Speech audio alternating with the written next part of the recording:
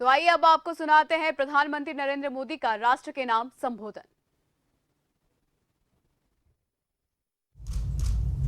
नमस्कार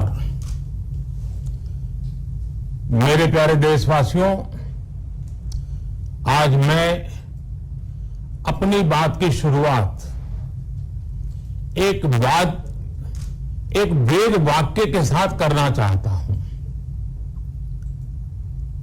कृतं में दक्षिणे हस्ते जयो में सव्य आहितः। इस बात को भारत के संदर्भ में देखें तो बहुत सीधा साधा अर्थ यही है, हमारे देश ने एक तरफ कर्तव्य का पालन किया तो दूसरी तरफ उसे बड़ी सफलता भी मिली। कल 21 अक्टूबर को भारत ने 1 बिलियन 100 करोड़ वैक्सीन डोज का कठिन लेकिन असाधारण लक्ष्य प्राप्त किया है। इस उपलब्धि के पीछे 130 करोड़ देशवासियों की कर्तव्य शक्ति लगी है।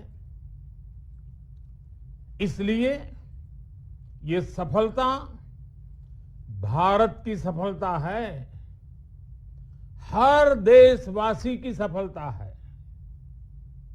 मैं इसके लिए सभी देशवासियों को हृदय से बधाई देता हूं। साथियों, 100 करोड़ वैक्सीन डोज ये केवल एक आंकड़ा नहीं है, ये देश के सामर्थ्य का प्रतिबिंब है, इतिहास के नए अध्याय की रचना है। ये उस नए भारत की तस्वीर है जो कठिन लक्ष्य निर्धारित कर उन्हें हासिल करना जानता है। ये उस नए भारत की तस्वीर है जो अपने संकल्पों की सिद्धि के लिए परिश्रम की पराकाष्ठा करता है। साथियों, आज कई लोग भारत के वैक्सीनेशन प्रोग्राम की तुलना दुनिया के दूसरे देशों से कर रहे हैं। भारत ने जिस तेजी से 100 करोड़ का 1 बिलियन का आंकड़ा पार किया है, उसकी सराहना भी हो रही है। लेकिन इस विश्लेषण में एक बात अक्सर छूट जाती है कि हमने ये शुरुआत कहां से की है। दुनिया के दूसरे बड़े देशों के लिए वैक्सीन पर रिसर्च करना,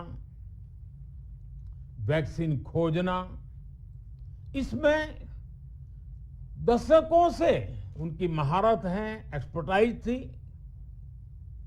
भारत अधिकतर इन देशों की बनाई वैक्सीनेशन पर ही निर्भर रहता था, हम बाहर से मंगवाते थे। इसी वजह से जब 100 साल की सबसे बड़ी महामारी आई तो भारत पर सवाल उठने लगे, क्या भारत इस वैश्विक महामारी से लड़ पाएगा? भारत दूसरे देशों से इतनी वैक्सीन खरीदने का पैसा कहां से लाएगा? भारत को वैक्सीन कब मिलेगी? भारत के लोगों को वैक्सीन मिलेगी भी या नहीं? क्या भारत इतने लोगों को टीका लगा पाएगा कि महामारी को फैलने से रोक सके? भांति भांति के सवाल थे। लेकिन आज ये 100 करोड़ वैक्सीन डोज हर सवाल का जवाब दे रहा है। भारत ने अपने नागरिकों को 100 करोड़ वैक्सीन डोज लगाई हैं और वो भी मुफ्त। ये भी होगा कि दुनिया अब भारत को कोरोना से ज्यादा सुरक्षित मानेगी। एक फार्मा हब के रूप में भारत को दुनिया में जो स्वीकृति मिली हुई है, उसे और मजबूती मिलेगी। पूरा विश्व आज भारत की इस ताकत को देख रहा है, महसूस कर रहा है।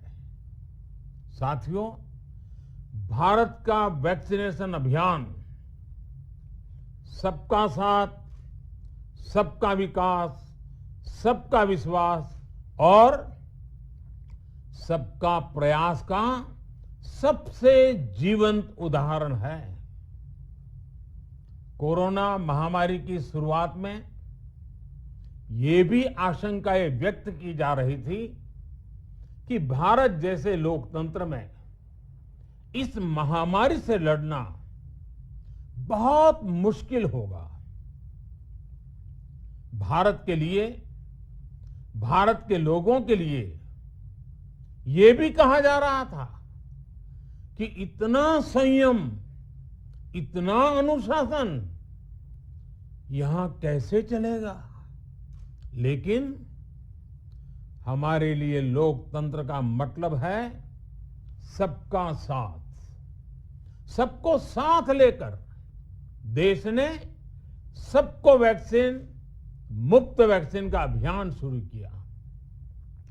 गरीब, अमीर, गांव, शहर, दूर सुदूर, देश का एक ही मंत्र रहा कि अगर बीमारी भेदभाव नहीं करती तो वैक्सीन में भी भेदभाव नहीं हो सकता। इसलिए यह सुनिश्चित किया गया कि वैक्सीनेशन अभियान पर वीआईपी कल्चर हावी न हो। कोई कितने ही बड़े पद पर क्यों न रहा हो, कितना ही धनी क्यों न रहा हो, उसे वैक्सीन सामान्य नागरिकों की तरह ही मिलेगी। साथियों, हमारे देश के लिए ये भी कहा जा रहा था कि यहां ज्यादातर लोग टीका लगवाने के लिए आएंगे ही नहीं। दुनिया के कई बड़े विकसित देशों में आज भी वैक्सीन हेजिटेंसी एक बड़ी चुनौती बन गई है।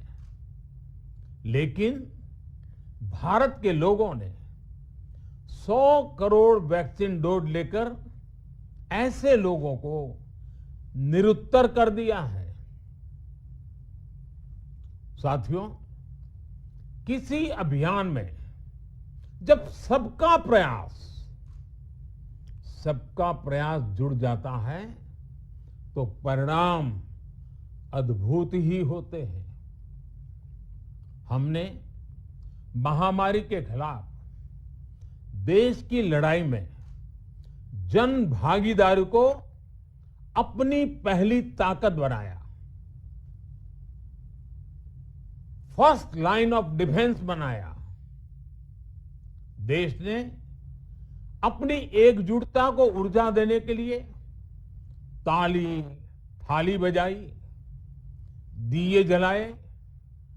तब कुछ लोगों ने कहा था कि क्या इससे बीमारी भाग जाएगी? लेकिन हम सभी को उसमें देश की एकता दिखी, सामूहिक शक्ति का जागरण दिखा। इसी ताकत ने कोविड वैक्सीनेशन में आज देश को इतने कम समय में 100 करोड़ तक पहुंचाया है। कितनी ही बार हमारे देश ने एक दिन में 1 करोड़ टीकाकरण का आंकड़ा पार किया है। ये बहुत बड़ा सामर्थ्य है, प्रबंध कौशल है, टेक्नोलॉजी का बेहतरीन इस्तेमाल है, जो आज बड़े बड़े देशों के पास भी नहीं है। साथियों, भारत का पूरा वैक्सीनेशन प्रोग्राम विज्ञान की कोख में जन्मा है, वैज्ञानिक आधारों पर पनपा है और वैज्ञानिक तरीकों से चारों दिशाओं में पहुंचा है।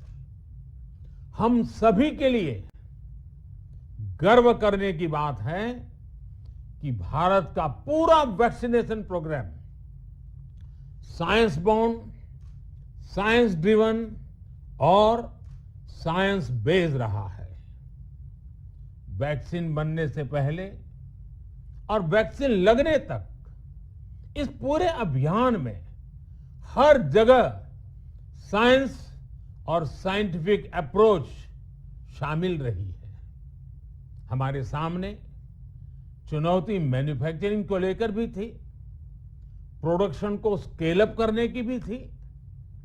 इतना बड़ा देश, इतनी बड़ी आबादी, उसके बाद अलग अलग राज्यों में, दूर दराज इलाकों में समय से वैक्सीन पहुंचाना, ये भी किसी भागीरथ कार्य से कम नहीं था। लेकिन वैज्ञानिक तौर तरीकों और नए नए इनोवेशन से देश ने इस चुनौतियों के समाधान तलाशे असाधारण स्पीड से संसाधनों को बढ़ाया गया। किस राज्य को कितनी वैक्सीन कब मिलनी चाहिए, किस इलाके में कितनी वैक्सीन पहुंचनी चाहिए, इसके लिए भी वैज्ञानिक फॉर्मूले के तहत काम हुआ। हमारे देश ने कोविन प्लेटफॉर्म की जो व्यवस्था बनाई है, वो भी विश्व में आकर्षण का केंद्र है। भारत में बने कोविन प्लेटफॉर्म ने न केवल आम लोगों को सहूलियत दी, बल्कि हमारे मेडिकल स्टाफ के काम को भी आसान बनाया। साथियों, आज चारों तरफ एक विश्वास है, उत्साह है, उमंग है।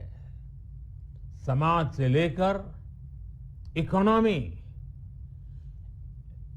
हम हर तबके पर देखें, ऑप्टिमिज्म ऑप्टिमिज्म ऑप्टिमिज्म ही नजर आता है। एक्सपर्ट्स और देश विदेश की अनेक एजेंसीज भारत की अर्थव्यवस्था को लेकर बहुत सकारात्मक है। आज भारतीय कंपनियों में न सिर्फ रिकॉर्ड इन्वेस्टमेंट आ रहा है, बल्कि युवाओं के लिए रोजगार के नए अवसर भी बन रहे हैं। स्टार्टअप्स में रिकॉर्ड इन्वेस्टमेंट के साथ ही रिकॉर्ड स्टार्टअप्स यूनिकॉर्न बन रहे हैं। हाउसिंग सेक्टर में भी नई ऊर्जा दिख रही है। पिछले महीनों में किए गए कई सारे रिफॉर्म्स, कई सारे इनिशिएटिव गति शक्ति